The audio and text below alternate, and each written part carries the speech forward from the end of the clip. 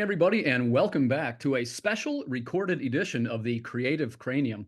I am pleased to welcome my guest tonight. Please welcome founder of the GEEK Collective, Joey Galvez. Welcome, Joey. How's it going? It's going well, man. Thanks for agreeing to come on the show. I appreciate you having me. This is really cool. I really appreciate what you do and all the different shows that you have on. They're actually really intriguing, and I've actually learned some stuff from you guys, so it's really cool. Well, thanks for saying that, and to be honest, I've been trying to reach out to you a little while because some of the things that we're trying to do sort of converge a little bit, don't they? And yeah, totally. I'd like to learn a little bit tonight about what you're doing and to sort of delve into your mind a little bit. Sure. So without further ado, for those of us that don't know, tell us who you are and what you are mostly known for. Well, I'm Joey Galvez, and so I am the founder of the GEEK Collective, and what we do is we're basically a full service comic book creative solutions studio. Basically, if you want to come to us, if you have an idea or concept, we can help you get that concept into the world from just concept to shelf and everything in between. So we'll help you build it out if you need some artists, some writers, everything in between. We have all those guys that we contract out. We contract out working comic pros who are colorists, artists, designers, interior artists, cartoonists, sequential artists. Like we do it all. And we were fortunate enough to be able to work with tons of creators who have published works with like Marvel, DC, Image, Boom, IDW, like all kinds of really great people.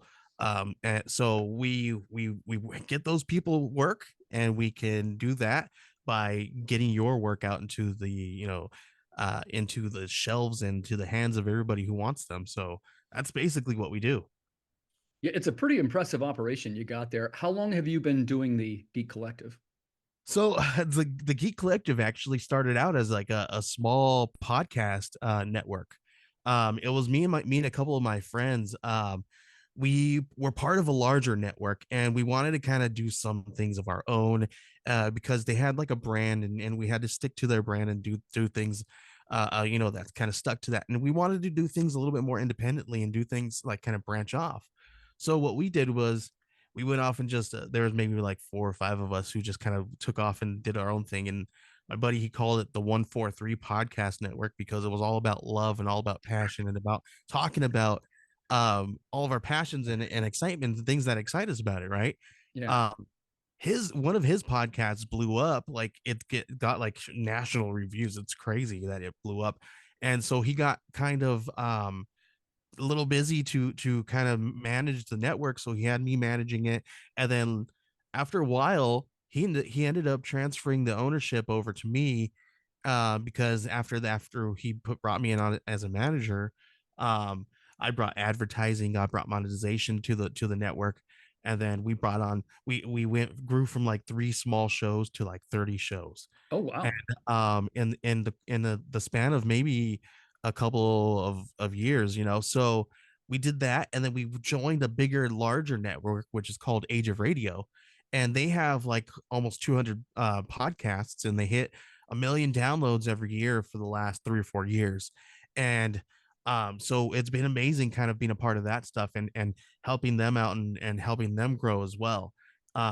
So I was able to kind of he brought me on to that brought me into that, to the fold of Age of Radio as a network development officer, and I was helping develop the podcast network and bringing on new shows and helping them market it and all that kind of stuff. So I kind of tip my toe there in the marketing agency a little bit there, and kind of got to know ads and things of that nature and how those things work, and ROI and all those different fun things like SEO and all those fun words that everybody talks about when you talk Right. about marketing, right?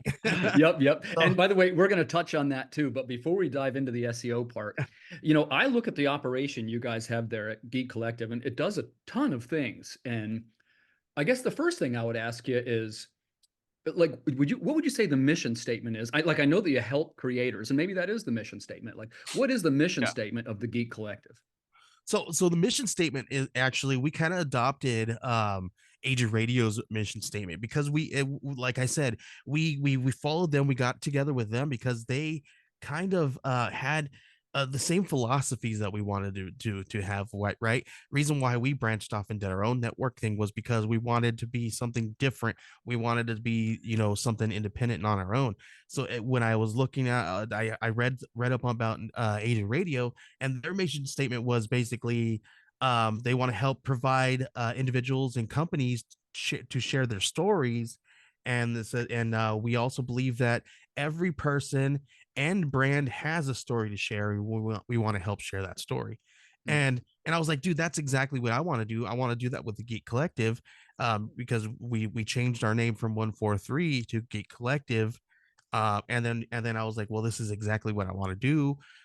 So we got together with them and we started developing these kind of things where we want to make sure that we want to help everybody get their story out there, right? Everybody's got a story. We believe everyone's got a story, everyone's got a brand, everyone's got a way to talk about these things. And we want to just give everyone out there an availability to actually be able to do that. And the fans out there who want to read these things, we want to give them an opportunity to do that as well. Well, and I So think that's great that you do that. And I think that you have a kind of truth there because, especially for indie creators, I think I speak for all of us where, there's not quite enough love for the indie creators in the media field. And I think that, podcasts have largely filled that need. And I think that, yeah. and I recommend to any of my indie creator pals, hey man, the more podcasts you can get on, each one is a tiny step toward reaching your eventual reader. Yeah. Now, it's when you do your podcast, you got some pretty nice equipment there, I noticed. Do you want to share what kind of equipment you're using? Yeah, this is this is that really nice RE20 Electro Voice RE20. It's one of those ones that they use in the broadcast studio. You see those all over the TV, all over the like Nice. when you watch the movies and stuff, and they're Yeah. using those microphones. It's a big, huge, bulky, almost army green one, right? Right. That's what this microphone is. Mine's not that big, huge, bulky army green one because it's updated. It's 2024 now, right? They've Yeah. updated those things. This is the nice looking black one. But yeah, so that's being a podcaster, right? I had to figure out. I had to work my way through figuring out how to get the best equipment to sound good, nice, to have the best this and that, right? So I'm a little bit of an audiophile because not only with this podcast stuff, I'm also an audio engineer. Oh yeah. Back in my 20s, I used to dabble in like making beats and stuff like that and making music and things of that nature. So I kind of developed this like love for like this audio stuff. So like I got to the point to where I had friends like calling me like, "Hey man, like just giving me like a quick synopsis of what like of a problem that they had with their audio equipment, right?" And like I could probably like just sit back and like think for maybe about 5-10 minutes about the scenario that they gave me, and I could probably figure it out. Not even seeing their equipment, like that's how like because I've had every single problem happen to me, so it's like and That's I've how. done this. I've done this for my son's 13 now, for going on 15 years. I'm an audio engineer of 15 years. So, 15 years doing this thing, yeah, I kind of get a little bit of, I don't like doing the whole bragging thing, but you got 15 years under your belt doing one Right, thing. right. You got to get a Yeah, little bit of an idea of how to do those things, right? So, right. and you come across every kind of problem, right? And I think that's what that I use that to kind of into this thing, right? Yeah, like I developed and started doing all this stuff maybe about 6-7 years ago with the podcasting and the podcast network and actually trying to sell things and sell services and stuff. So before that, I had a good other 4 to 5 years trying to develop my podcast and the advertising and dipping my toe and all that stuff. So there's a good 5 to 10 years behind the things that I do right now. because I haven't been out there developing them and doing them for the last 5 years, Yeah. um, it looks like I'm new, right? And yeah, I'm fairly new. And the fun thing about comic book marketing is it's not like regular marketing because it's always moving, it's always flowing, it's never the same. You don't know, something that hit last week may not hit this week. It's like it's nuts, and it's never the same. So it's just fun to kind of like see what works and when it works, right? And it's all about trial and error, just like science, right? Yeah. This is Well, it's a and science. Marketing's a science. So you guys have done a lot of things right. And I'll tell you, because I noticed and I was like, oh man, they're running a professional operation over there. Like I mentioned off the air, I go on a few podcasts myself, and not to disparage anybody. That's why there's different choices of things, but there's a noticeable lack of professionalism in some of the podcasts. And I'm not calling anybody out. I'm just saying that when you see somebody that does things like have professional audio, professional lighting, they've got some SEO, they got some marketing. It's like, oh, okay.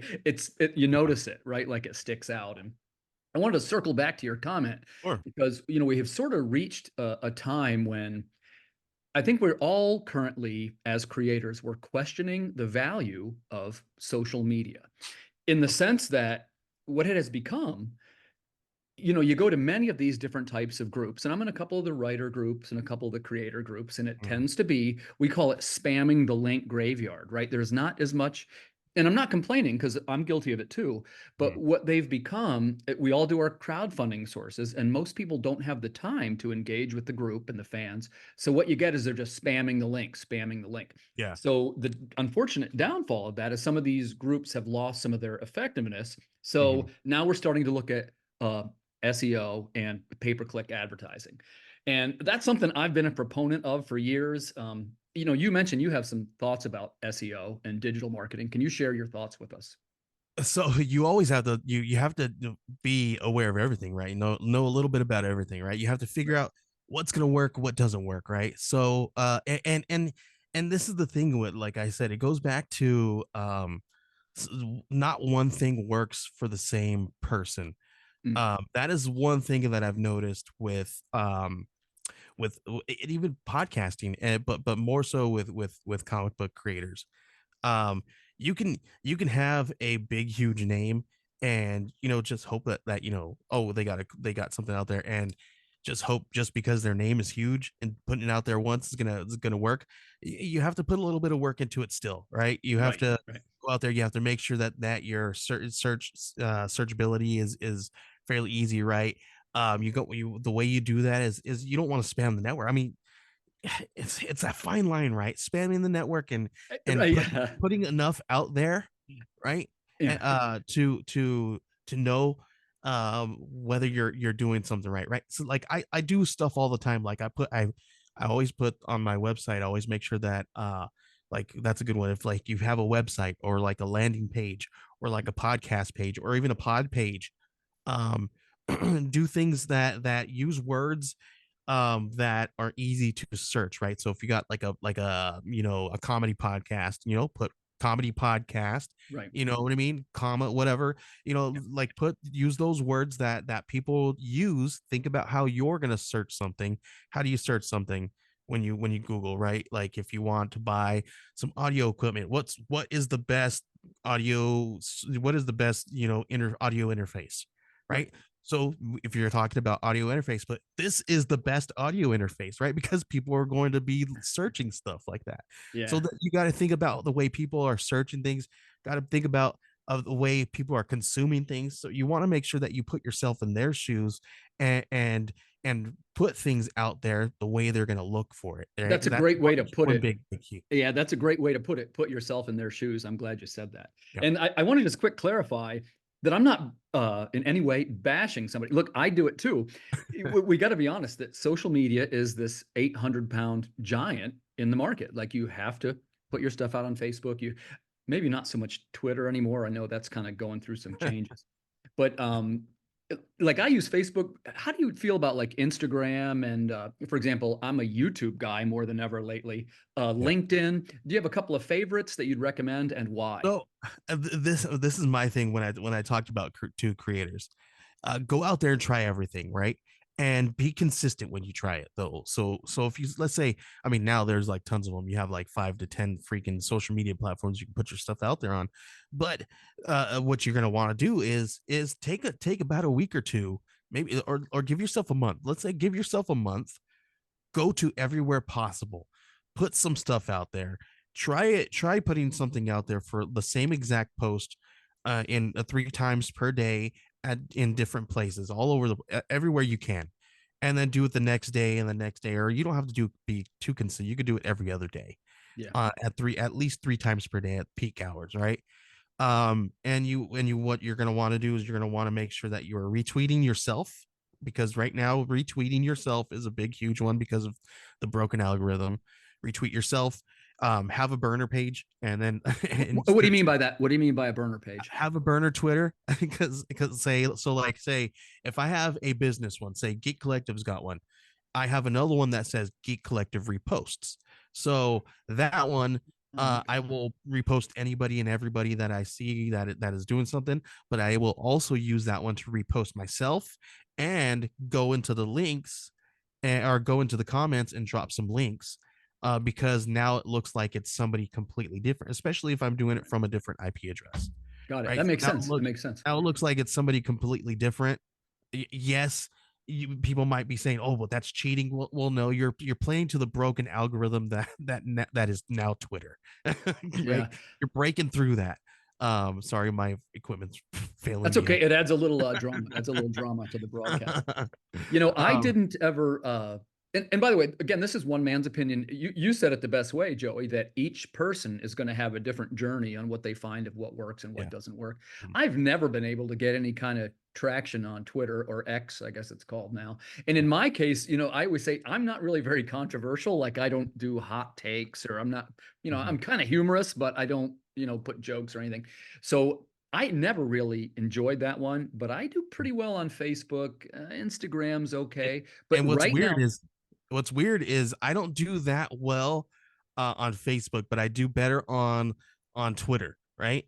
And I've tried, and that's where I was going with, try everything, put yourself out there, try to yeah, everything to see where your audience is, because your audience will tell you where you are. The more times that you get hits on something, yeah, that your audience will let you know where they want to see you. So if that's on Instagram or Facebook or Twitter, they will let you know, because you'll start to right. see that you're getting more traction in one place than the other. Maybe put So do that. another way, you can say that sometimes it's hard to tell what works, but it's kind of easy to tell what doesn't work. Yeah, yeah. There you go. There you go. Yeah. So let me ask you this question. I definitely want to get your opinion about this. Sure. We were talking a little bit backstage about basically there's two types of podcasts right now, which you have what they call a live podcast, and I do those too. If Yeah. you guys know, I'm with the Comics Related Madness Network, and very well, probably 3 times a month, I do a live show. Man, they're amazing. You can interact with the viewers, and you can answer comments, and it's a little bit more like being in a club, sort of. And then we do also what I call the recorded episodes, which go directly to my YouTube channel and a couple of other social media sites. But in my case, again, one man's opinion, your mileage may vary, but I sometimes get 10 times the views, if not more, on Wow. recorded episodes. So, Joey, what's your 2 cents worth? Recorded episodes on podcasts or live podcasts?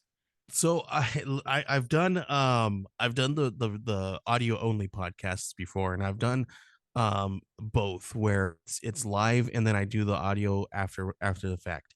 And it like that's it's hit or miss again, right?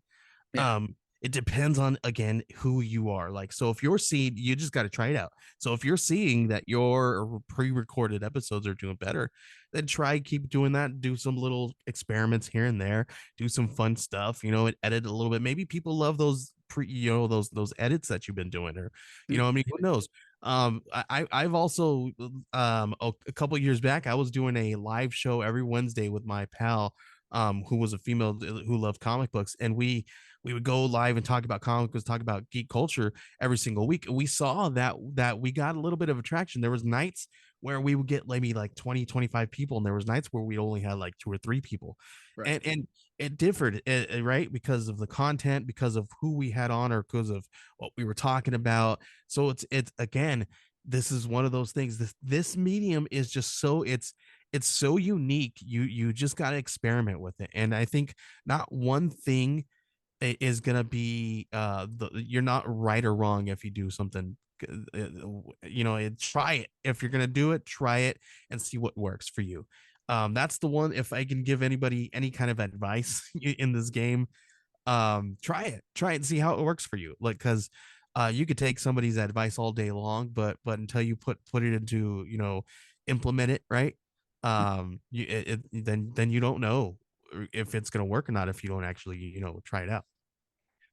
That's a great answer. That's a great answer. So let's circle back to the SEO question. For digital advertising, and I'm a fan of digital advertising, and my plan is I'm going to be trying more of it this year. And for our purposes of this interview, I'm going to be talking about two types, which are what they call SEO and pay-per-click advertising. And Joey kind of covered the beginning of SEO. That's essentially where you can purchase keywords that might be related to your search.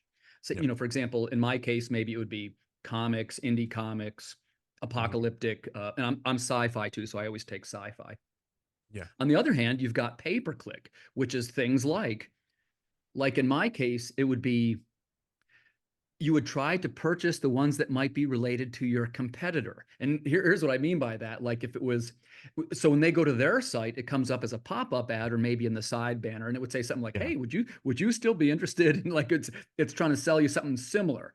And Yeah. that'd be you'd Right. maybe buy Mhm. keywords like Walking Dead or Yeah. Yep. whatever kind of keyword you think a competitor might have. Do you Mhm. have any preference between those two? And if so, why? And see, so I think they both work well, right? There's not I don't prefer one or the other, right? Because they both I use them both. We use them Yeah. both for everything, you know what I mean? So I don't think Do you pay by the month? Do you mind if I ask how you do it?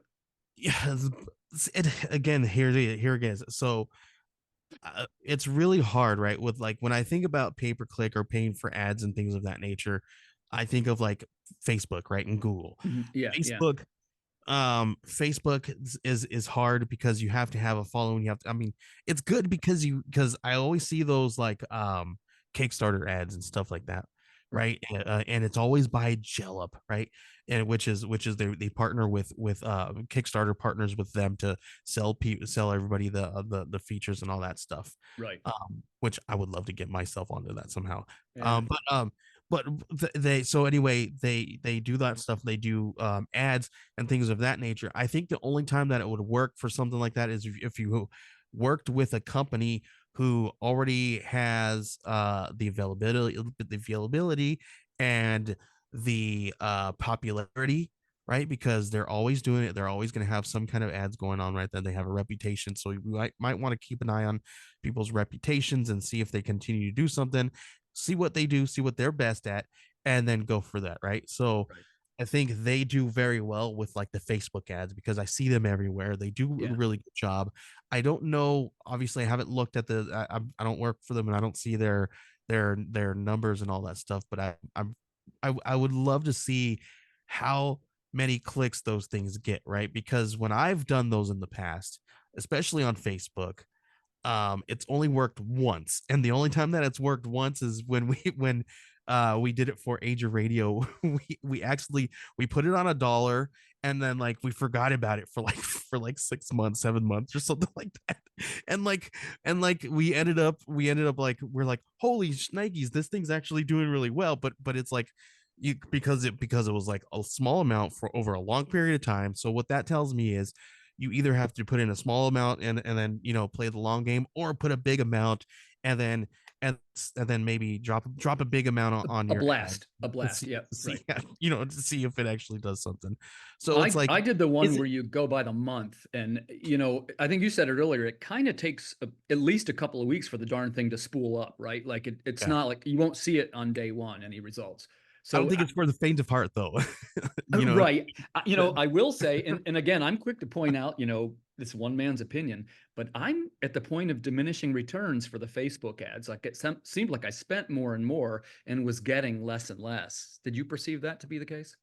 Yeah, yeah. Sometimes I saw that. I also saw the opposite. Right, we were spending We were spending more, obviously getting less, and spending less, getting more in some instances.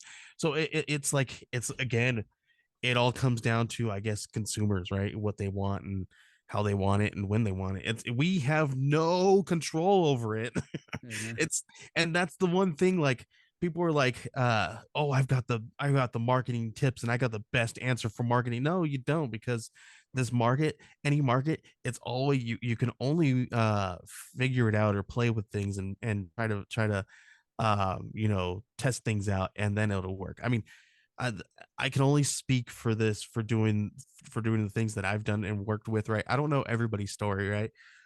I might be, people might be shaking their heads. No, no, no, that's not the Right, way it right, worked right, for right. me, right? And that could be true as well. But I'm only speaking from my own experience, right? And from my own experience, these are the things that I've noticed. Well, let's answer this one directly then. So if somebody was a new creator and they were looking to promote their crowdfunding, let's say it's a Kickstarter, for example, they could come to you, they could come to Geek Collective and say, "Hey, look, Joey, I want to try SEO, but I Mhm. don't really know how to do it because it is confusing a little bit."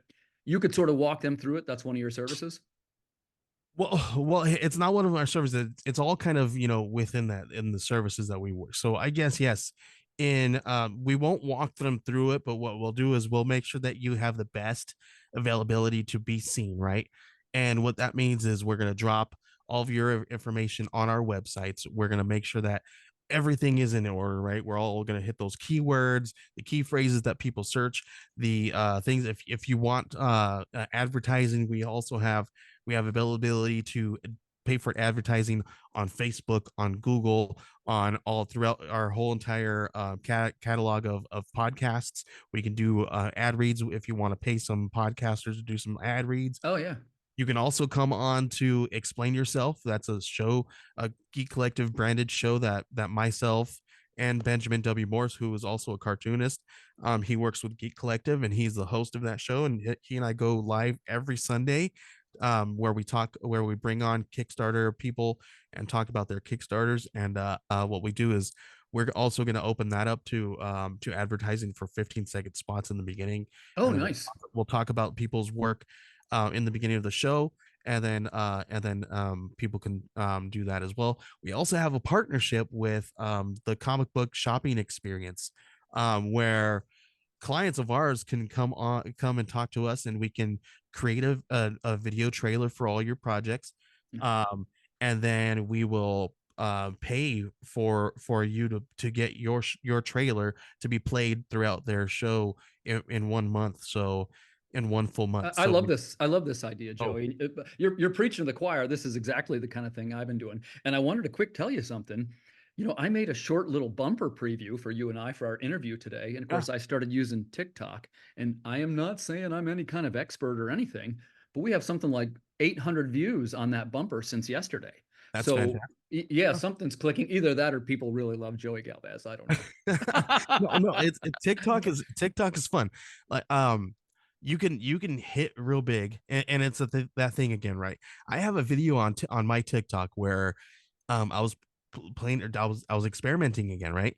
Mhm. This was when I was doing the geek culture stuff, and go along with promoting the Wednesday Warriors and the stuff that we were doing. We were talking about some of the rumors and stuff that people were talking about at that time. The big huge rumor was who was going to get killed off in volume 3, right? Mm. And and so I just went on TikTok and I said, who's going to be the next one? Here's a rumor going around talking about the rumors. And then what I did was I edited it to where it showed me, and then I pulled up some images, and then it was like over in like 10-15 seconds. um There's one of the tips you that can do thing for TikTok that works pretty well, and one is in your thumbnail. You want to have a question in there, like "What is the?" that's and and that's those exactly tend what to it was. perform better. Yeah, And it was, and I asked that, well, who's on the chopping block, who's next on the yeah. chopping block. And then it got like 80,000 views. I Wow. was like, holy smokes. Like, and then so and I was like, I can't replicate that again. But the thing is, it's because I hit the right things at the right moment, right? So I talked about the right topic at the exact right time when people really wanted, they were really starving for the information. And this was one of the newest things that came out. Not a lot of people were talking about it yet. So I jumped on it fast. So I did everything right. Right. So Yeah. it was just like every single thing that I did was right at the right time. And I think that's what comes down to with all this kind of stuff, right? You got to make sure that you are hitting every single thing at the right points and at the right times, and you'll start to notice that you're like, holy crap, I did that. Wait, it's actually working. You're like, it feels like I did minimal, right? It's because you're doing the right things at the right time when you're supposed to. And when something when you always hear those people like say, things fall into place, right? It's exact that's exactly what it is. When things fall into place, that's when you know that you've done it right. Nice. Good answer. I'm glad you mentioned the algorithm because, as you may have guessed, I have a little bit of a background in digital marketing. I used to be a digital marketing salesman, but the short version is people like to say things like, and again, I'm not calling anybody out, we're just having a conversation, but they say things like, well, the algorithm is holding me back, or the algorithm is not showing people my stuff. It's like, well, hold on a second. That's the opposite of what an algorithm does. What that Right. means is something in your ad is not working. Like people are not engaging with it. So don't blame the algorithm, just change what you're doing, change it What? up Yeah, until, yeah. yeah. Do And something that's what different. I'm, yeah, what that is Mhm. basically free advice saying to you, hey, whatever you're putting out here, people don't 100% dig it, tweak it a little bit until they start liking it and commenting. So Exactly. you can have that tip for free. And that's exactly true, right? And you'll start to see that when people actually engage a lot, right? Yeah, You'll start to be like, oh, whoa, this is actually a good conversation because because you'll start to see like out of nowhere it'll go off. right, right. So and that's one of those things, right? Being part of the community, getting in, being positive, a Positive. positive part of the Yeah. community, And right? hey, by the way, thanks for saying that because I just want to mention something about what you do. And the way you said it was really cool. Um, the internet has tons of negativity. I don't think I'm surprising anybody by saying that. And you can get some serious traction by going on the air and like complaining about stuff. But the fact is, I sense you and I are not like that. We like to talk about what we love, right? And that's what we've tried to do over here. We got two shows going on. We got the Creative Cranium and the Holden's 11. And the theme is always, let's talk about the stuff we love. And Yeah, people like kind of get into that. Like, oh, I like Star Wars too, man. Oh, I loved that movie. Or, it could be music, it could be anything. But, and again, I'm not telling anybody what to do, but the hot take stuff that's popular for a day or two, and then it burns out fast. yeah. Because I see those now. I just always, scroll to the next thing. Mhm. There's already enough negativity for me. Yeah, yeah. See, that's the thing, right? You always hear those things where people are like, any publicity is good publicity, right? And it's Yeah, like, good is point. I Yeah. mean, I guess it's true, but do you really want to be that part of that, right? So I Right, just right. kind of like, I'd rather do it behind my closed doors, right? I have my family, I have my friends who I could be like, dude, did you see this junk that's going on right now? You know what I mean? I could do Yeah. that kind of stuff behind my closed door. That's what they're for, Right. right? Yeah. I'm the I same don't way. have I'm the to same way. I don't have to go out in front of everybody and say, "Look, I've got a problem with this too. Look at me." Right? I could care less about all that stuff. No, actually, sometimes I do care, right?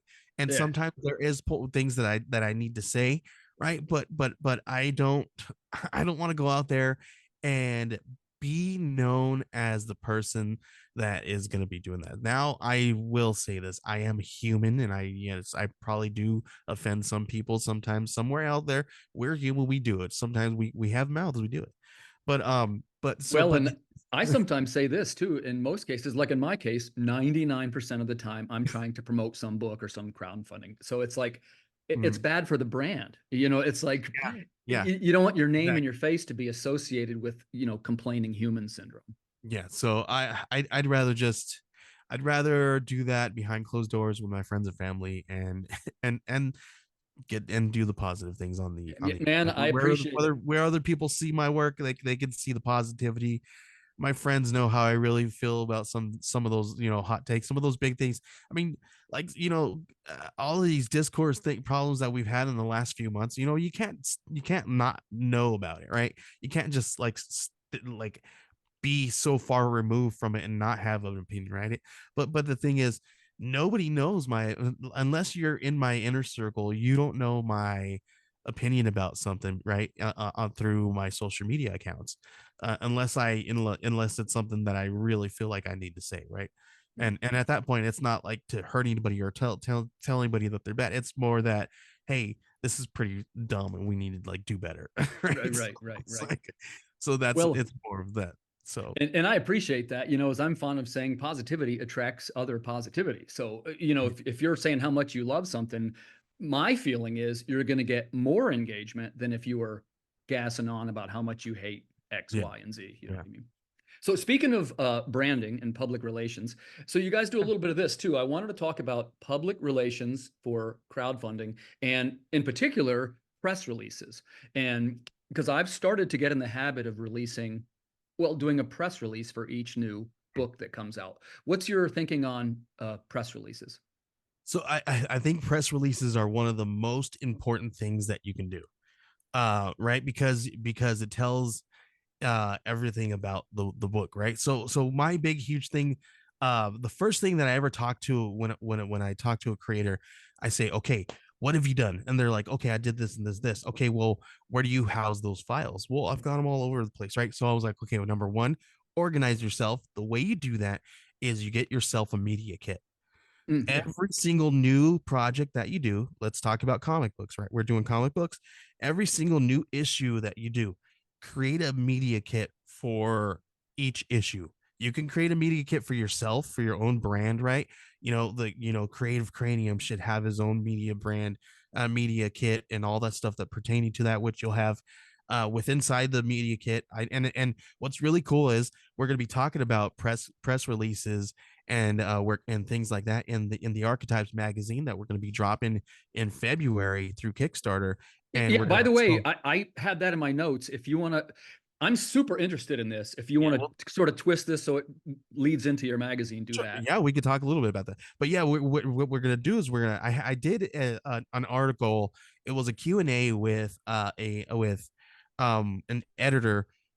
So I talked to them and I asked them a bunch of questions because they had the same kind of philosophy that I had with like press kits and press releases and media kits and all that stuff.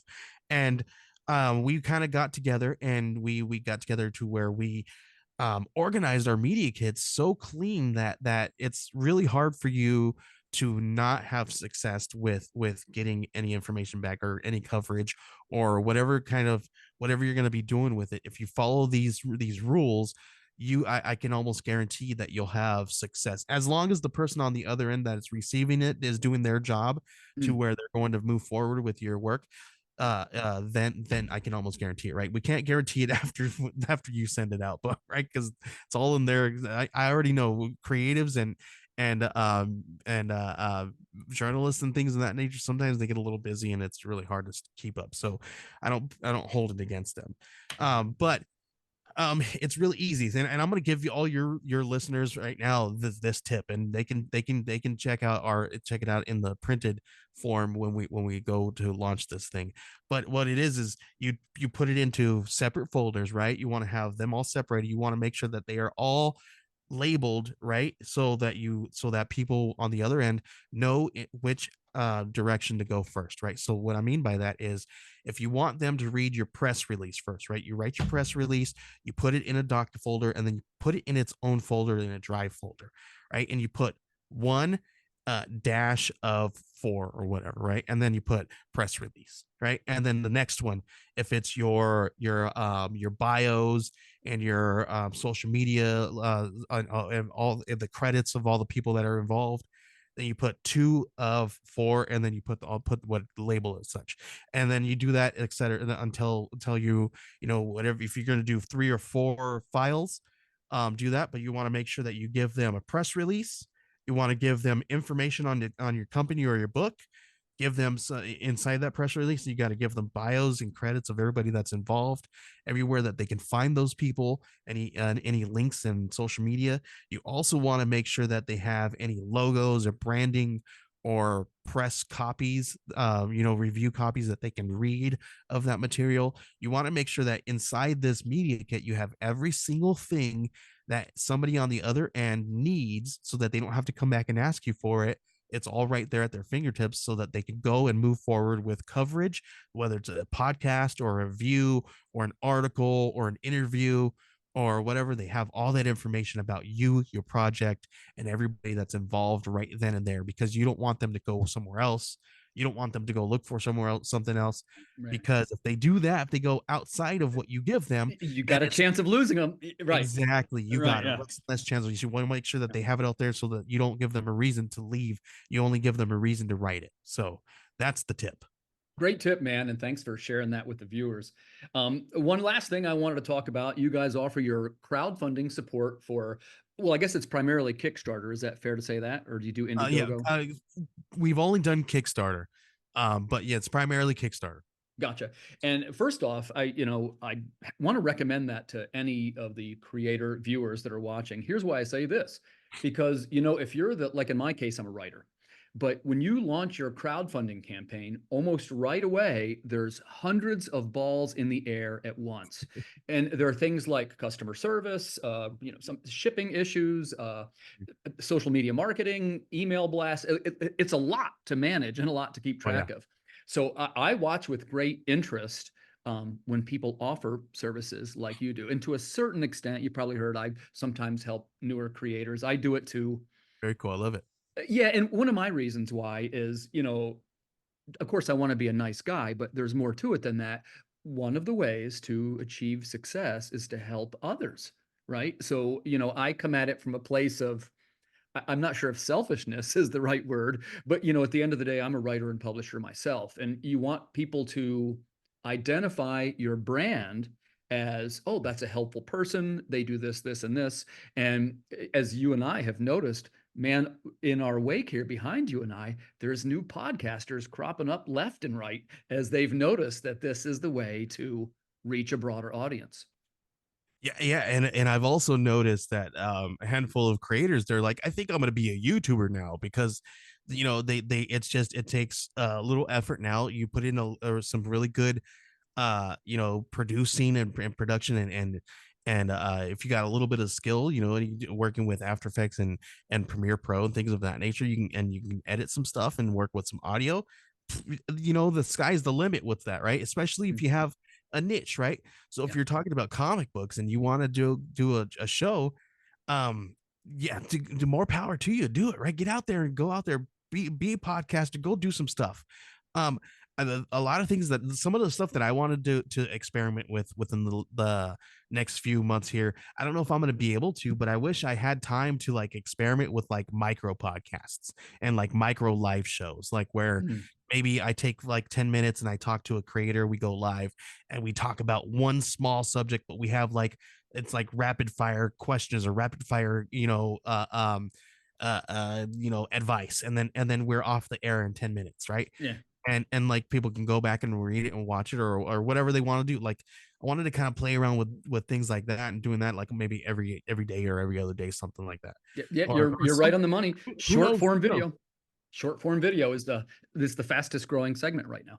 Yeah, and I think if we can do something like that, and then get it to a point where we could do that on TikTok, get to a point where you can grow. And then the thing with that is to get to you where you can get a TikTok shop and start selling your work there. Which I So think you got to be 1,000 followers for that, something like that. something like that. So yeah, so so there's different things, different strategies that you can do. It's just, it takes a little bit of a skill, I mean, a little bit of and you can learn any skill, right? Right. Yeah. So that's the thing about skill. Not everybody's born with it, right? You learn the skill. Right. And I think so if you learn that and you learn how to do it well, and it's going to take a little bit of money. The one thing that I learned right, we're trying to do the podcasting thing, I was like, holy crap, this is a really expensive hobby, right? Because even right now, I'm sitting here with this expensive microphone. I don't want to tell you how much it is because it's It looks crazy. expensive. Expensive microphone. I've got a expensive DSLR camera up there, right? I have like expensive like pieces of like all around, and like this is not a hobby that is for somebody with light pockets, right? Um, but again, you can piece it out and things of that nature. But that's the one thing, right? That's the thing that I wanted to eliminate coming into this with comic book creators, right? Where when I jumped in, I was like, holy smokes, this is a lot of money, all this stuff, right? Same thing with comics, right? You can get very overwhelmed very quickly. So I wanted to create something to where we could take that overwhelm off your shoulders a little bit and kind of spread it out amongst some of us over here on this end and say, we're going to work this out for you because guess what? We've done this a few times and we're going to take this weight off your shoulders so that you can put your head down and you can work, and we'll do all some of the stuff on the back end because I know what maybe it sounds funny, but it's one of those things where where I got kids, right? So we watched that robots movie, and remember that you see a need, fill a need thing that Yeah, yeah, in that sure. movie. Mhm. That's kind of what I based all this off of, right?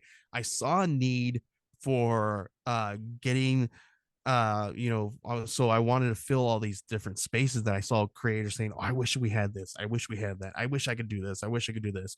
And I was like, well, I'm sitting over here not doing anything and I'm listening to you guys do this. I could do it because I got the time and I've got the work to do it. Why can't I do it? I've got the skill to do it. I can learn how to do it.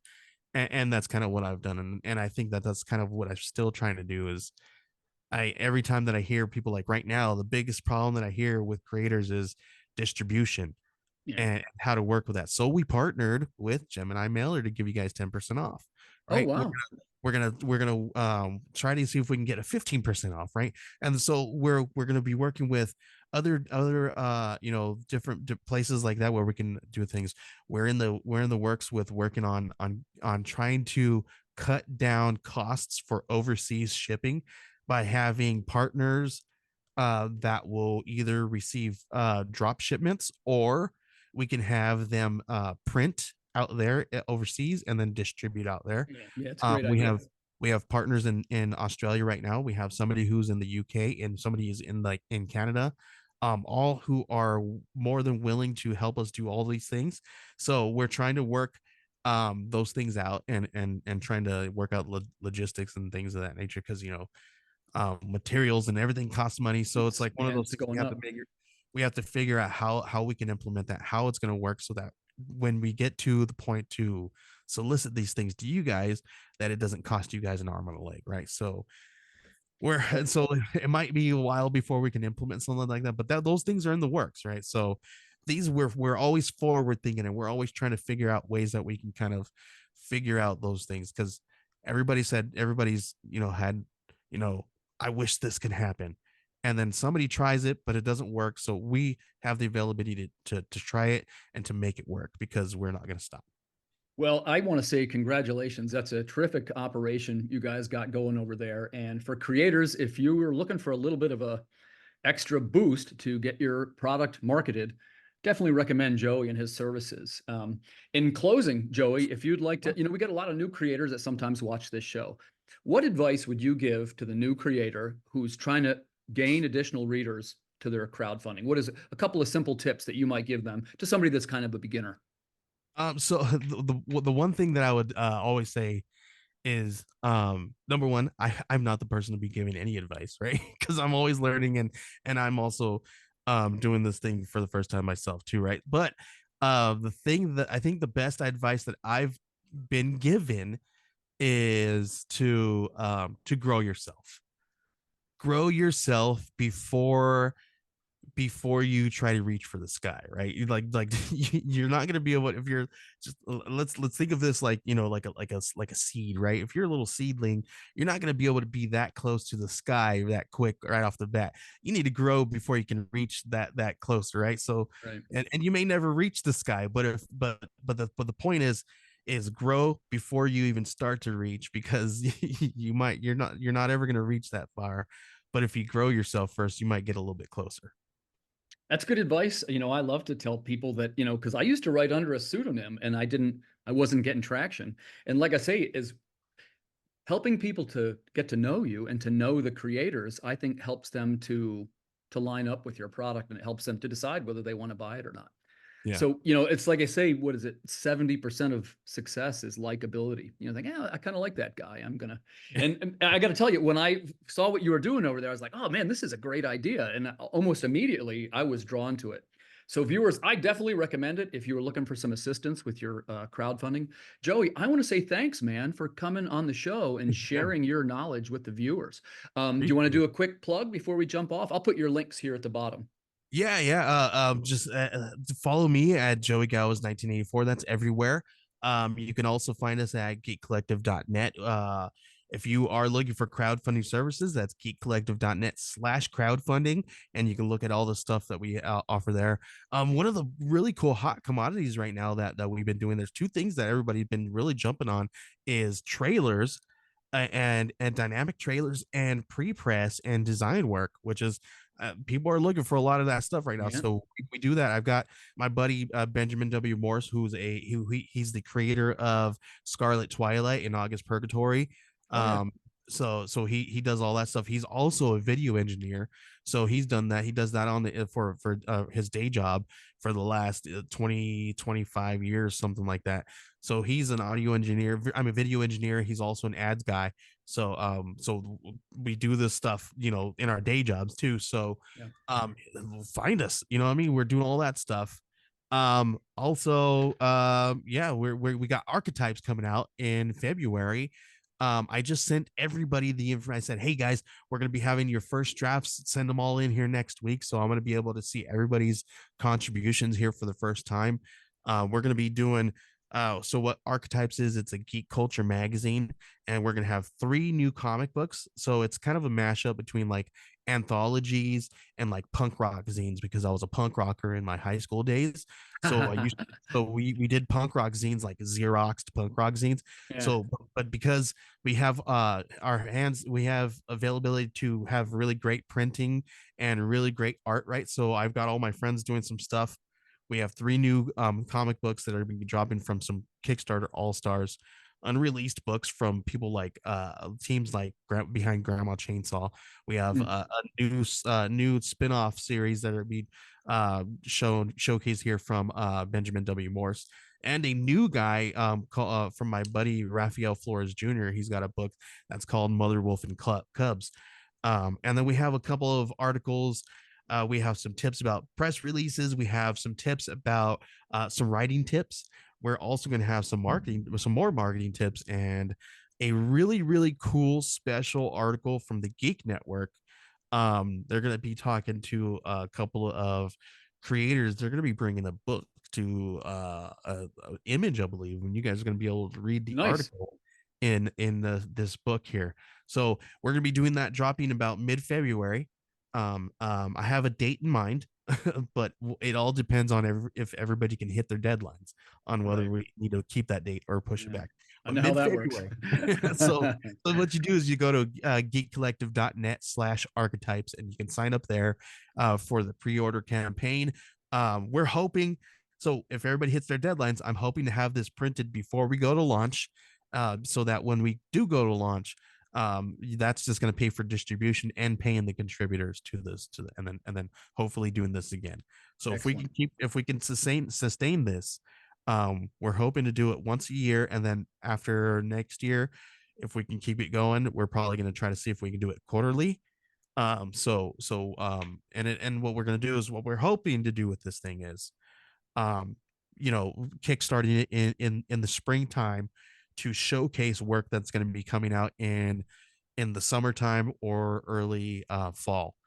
So that when you guys get this magazine, you guys are able to read a little bit of something that you can contribute to in the summertime. So Excellent. that's the hope. Excellent. Well, Joey, I want to wish you congratulations on your many successful ventures. And to the viewers, thanks for tuning in. This has been an episode of the Creative Cranium. We will see you guys next week. Good night, everybody.